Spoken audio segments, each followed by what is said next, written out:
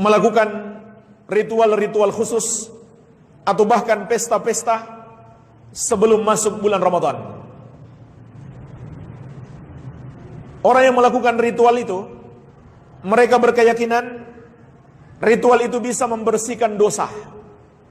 Tapi yang melakukan pesta-pesta karena mereka mau makan minum sepuasnya, bersenang-senang sepuasnya, karena seakan-akan besok mereka sudah mau dipenjara dengan datangnya bulan Ramadan. Maka jemaah sekalian, ini termasuk kemungkaran. Kalau mereka anggap itu bagian dari syariat, maka dia termasuk bid'ah. Seperti di sebagian daerah disebut padusan, sebagian daerah lagi disebut balimau. Bentuknya seperti apa? Mereka mandi dan mandinya beramai-ramai. Bahkan tidak jarang bercampur laki-laki dan perempuan di sebagian daerah. Keyakinannya apa? Untuk membersihkan diri lahir dan batin demi menyambut bulan Ramadan. Maka jemaah sekalian, ini tidak ada dalilnya sama sekali, tidak ada dasarnya di dalam syariat. Bahkan terlarang dalam syariat. Mandi di tempat pemandian umum, di kolam renang umum yang bercampur laki-laki dan perempuan, itu terlarang dalam syariat.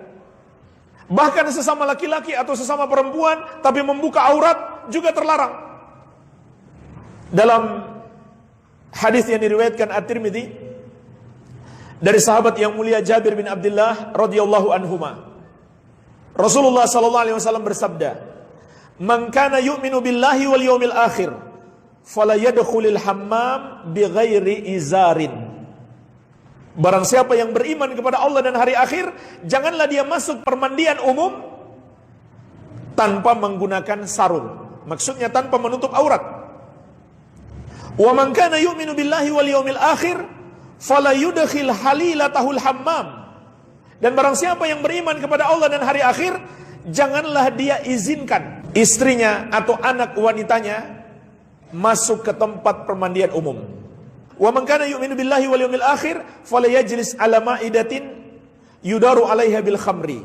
Dan barang siapa yang beriman kepada Allah dan hari akhir, janganlah dia duduk di satu majlis yang terdapat di situ khamar atau orang yang minum khamar. Jadi hadis ini menunjukkan laki-laki dan perempuan tidak boleh berada di kolam renang bersama atau di pantai bersama, permandian umum. Begitu pula tidak boleh laki-laki sesama laki-laki mandi bersama di pantai atau di kolam renang tanpa menutup aurat.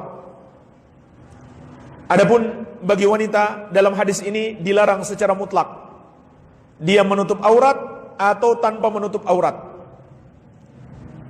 Dia menutup aurat atau tanpa menutup aurat, itu dilarang secara mutlak. Tetapi kalau misalkan kolam renang keluarga, tidak masalah.